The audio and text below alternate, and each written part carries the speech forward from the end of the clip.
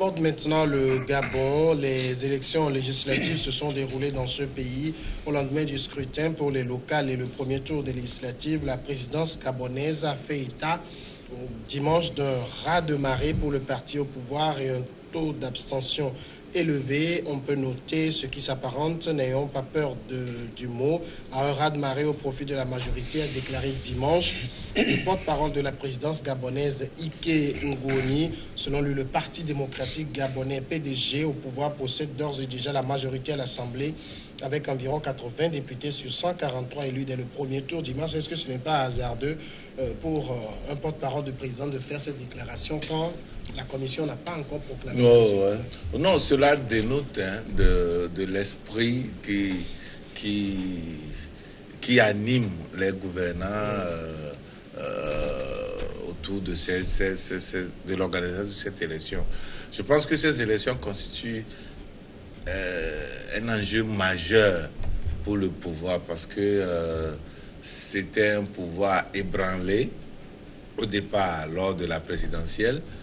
Et donc, il faut démontrer que non, tout ce que vous dites, c'est faux. Nous avons toujours le peuple avec nous et essayer de remporter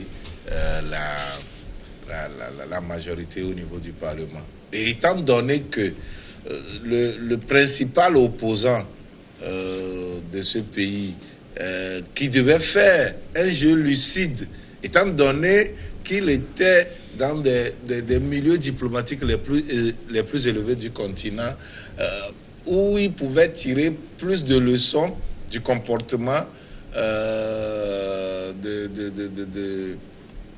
au niveau de la contestation au cours d'une élection.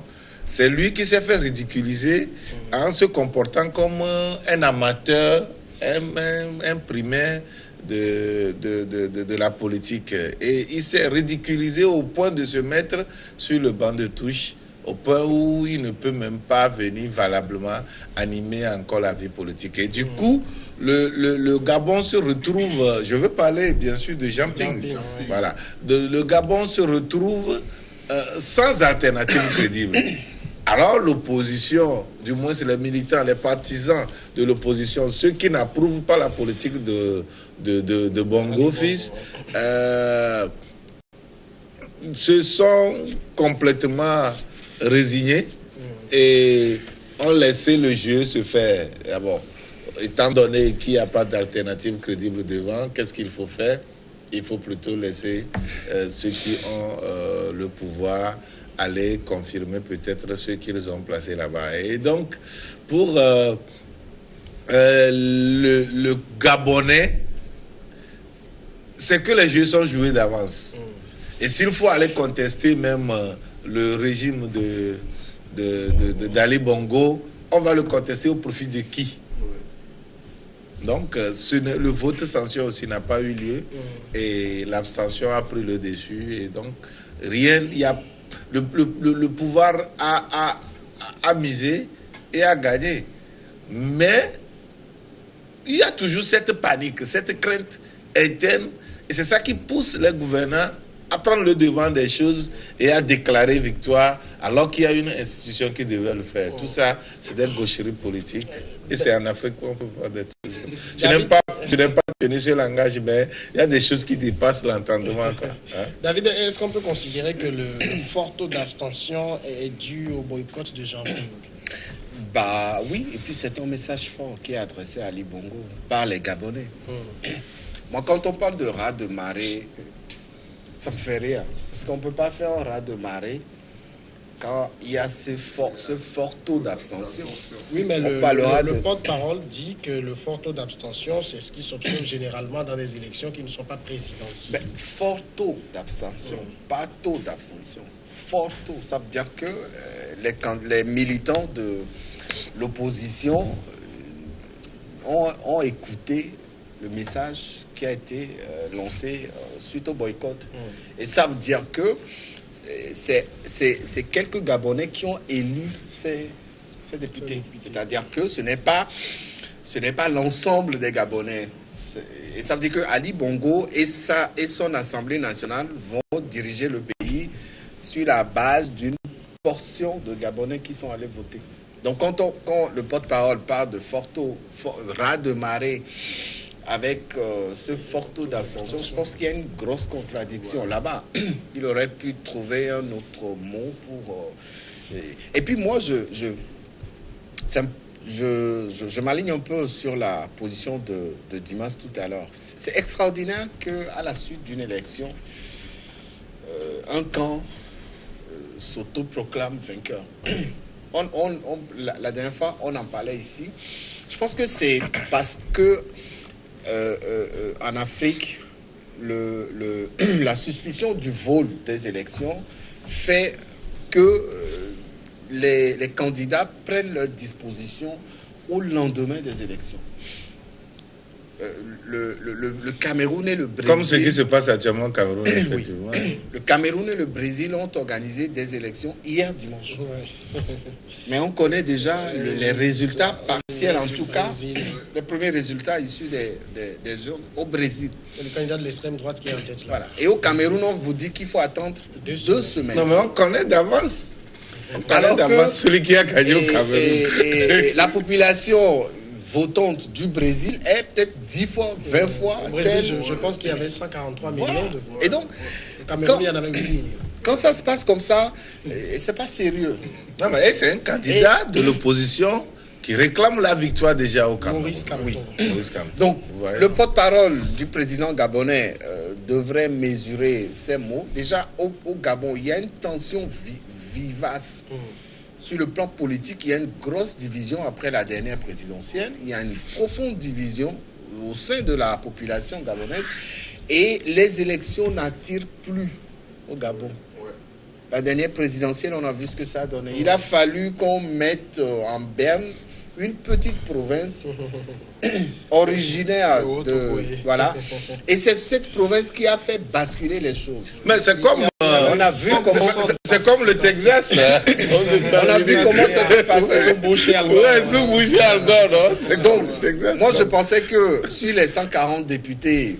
C'est 143, disons 80. Le PDG le second tour. parlerait de raz de marée si il avait remporté 100 ou plus. Mais quand on parle de 80... Mais ils ont déjà la majorité. 80 sur 140. Majorité, c'est raz de marée. Ce n'est pas encore le raz de marée. Oui, mais ça dépasse déjà la moitié.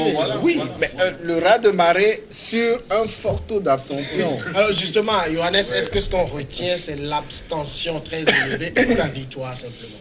Oui. Je ne pense pas qu'on pourra dissocier les deux éléments. Ça dépend de quel côté se situe.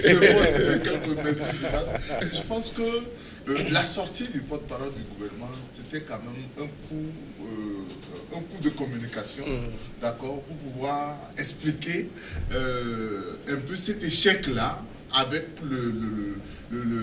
la façon dont l'opposition n'a pas vraiment, ou bien les militants, ou bien les sympathisants de l'opposition n'ont pas véritablement suivi, d'accord, mobilisé pour cette élection.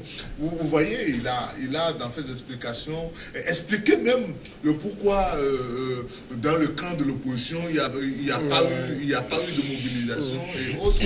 Et bon voilà, la division, il est allé même plus loin pour expliquer même la division même au sein du parti. Mais je pense que véritablement, c'est vrai, le porte-parole parle de raz de marée, mais on ne pourra pas parler de raz de marée dans la mesure où au même moment, il y a un fort taux d'abstention, où il y a beaucoup d'électeurs qui ne sont pas quand même allés se faire voter. Donc c'est dire que quoi, cette situation renvoie quand même à plusieurs leçons qu'il faudra tirer. Bon, première chose, comme on l'a dit tout à l'heure, après les élections, les présidentielles de 2016, on a vu comment Jean Ping, d'accord, a géré sa défaite. C'est quand même malheureux pour quelqu'un qui a travaillé à l'Union. On l'a forcé.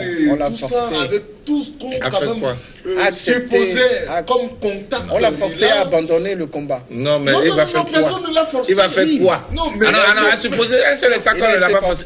Il va faire puisque quoi? tout le monde sait que c'est lui qui a remporté. Je dis, Jean-Ping va faire quoi? Vous voyez, c'est lui qui a remporté. Mais il fallait le laisser continuer. Oh, comment on force quelqu'un? Et Comment vous pensez quelqu'un... On va revenir au débat sur les législatives. Mais on va revenir aux législatives. On revient.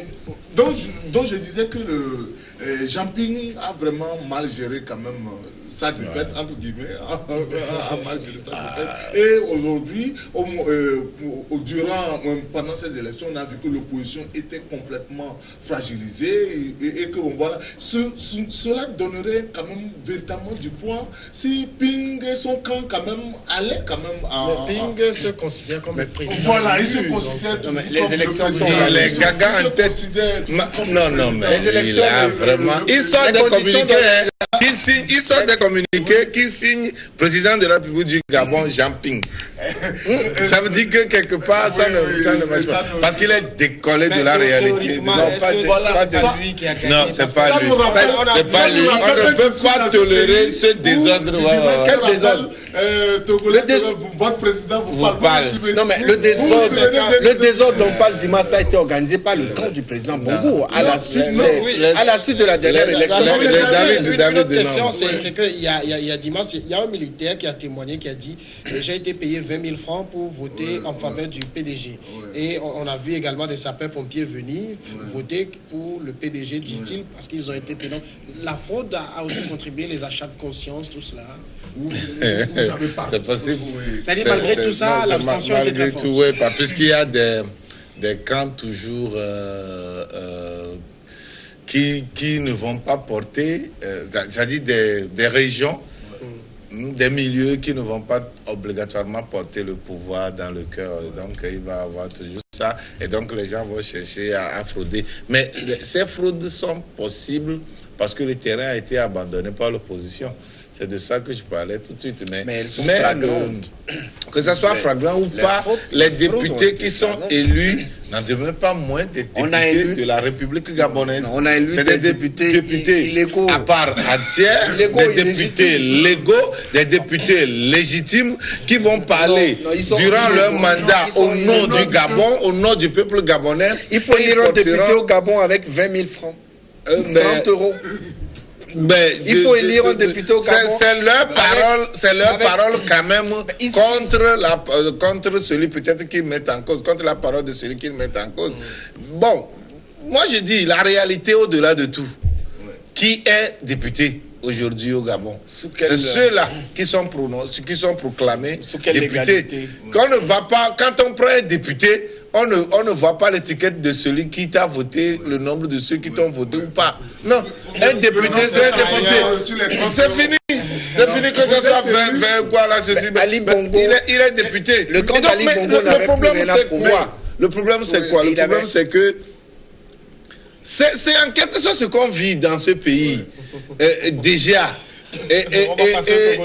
Oui, on va passer Togo tout à l'heure. C'est pour dire que quoi? Quand vous boycottez, vous laissez le terrain à l'adversaire. Et ceux qui sortent de ces élections n'en demeurent pas moins des élus du peuple. Et vous n'avez que vos yeux pour pleurer, vous n'avez que la contestation les PDG. C'est ça, non?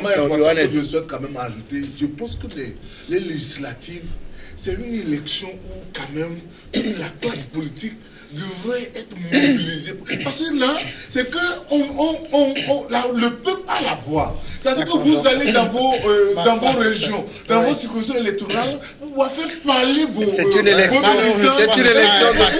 C'est une élection. On va observer la pause et on va revenir après sur le dernier sujet.